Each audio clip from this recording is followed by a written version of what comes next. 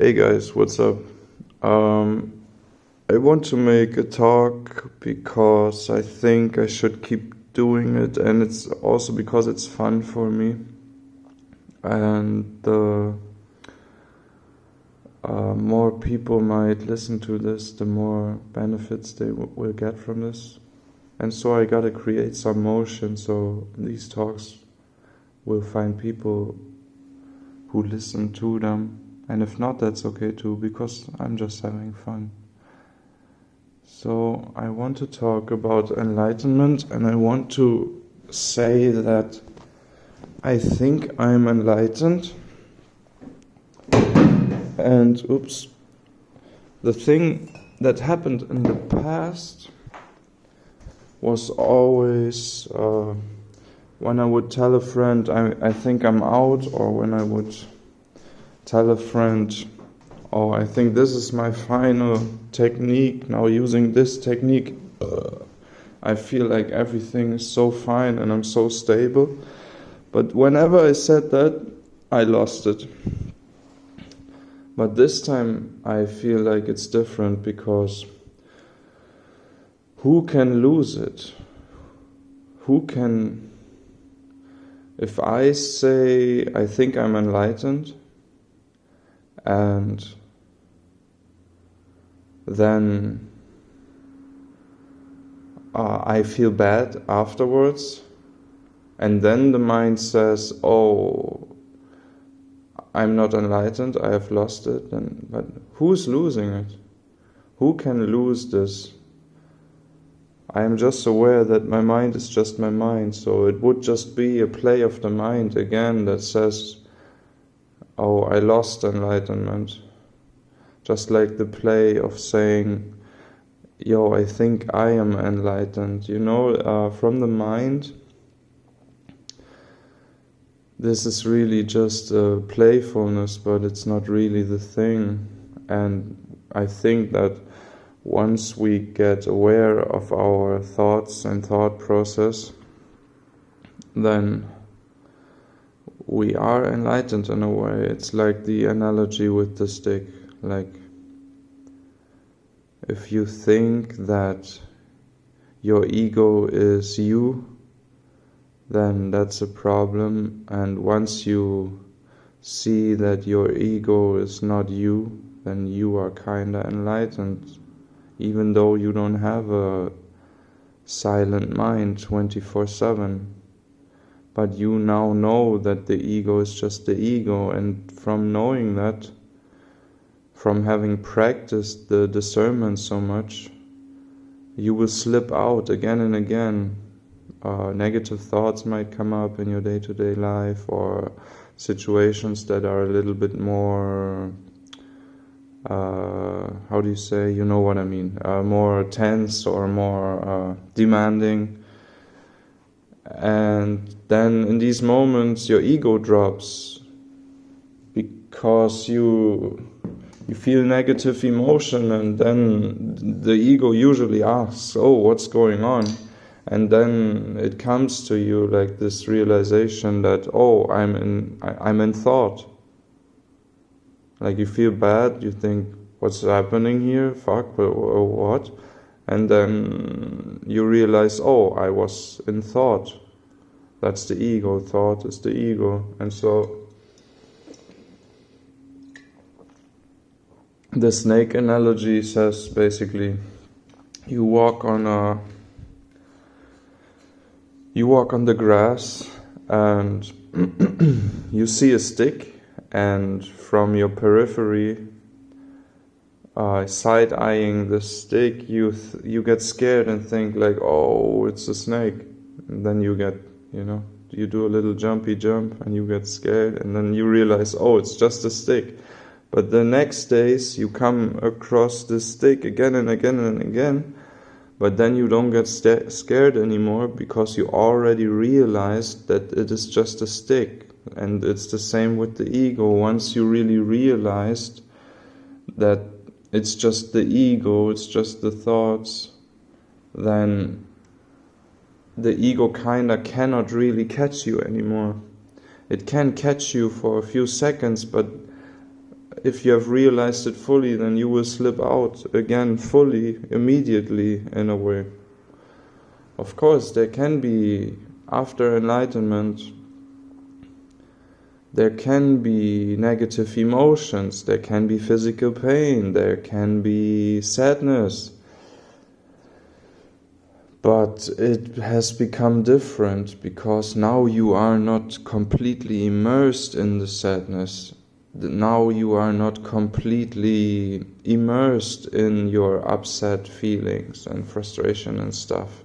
Now you even then very soon slip out, become aware, become the watcher again, and then a thought might come up like, oh, I'm suffering because I'm identified with my thought, or because I was drawn into these thoughts. And then you become aware, and then you are automatically lifted to a higher plane again. So you see what I'm saying? You automatically slip out after short time, usually. And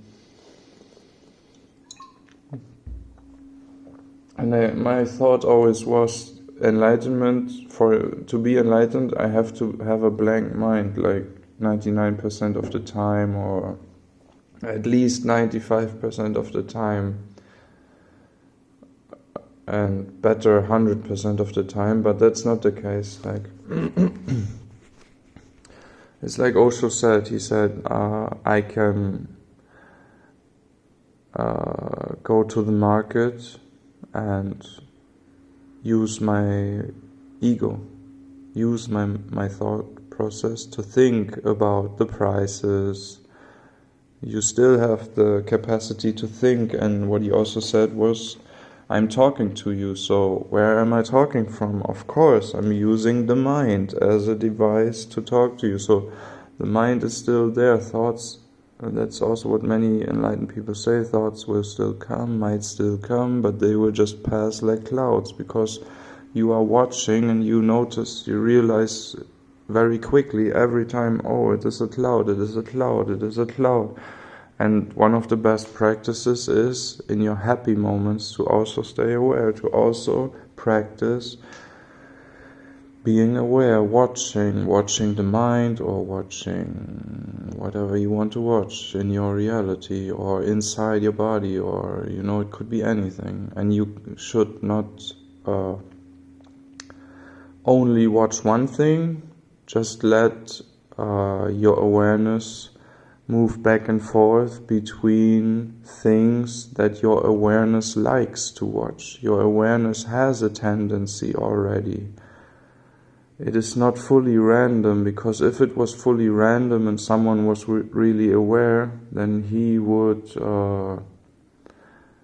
just stop functioning. He might become aware of his backpack and then sit there for 3 days feeling perfectly fine just watching the backpack visually, but even the watcher has a tendency, and I think that's what we become aware of when we watch the watcher. We notice, this guy's jumping back and forth between things.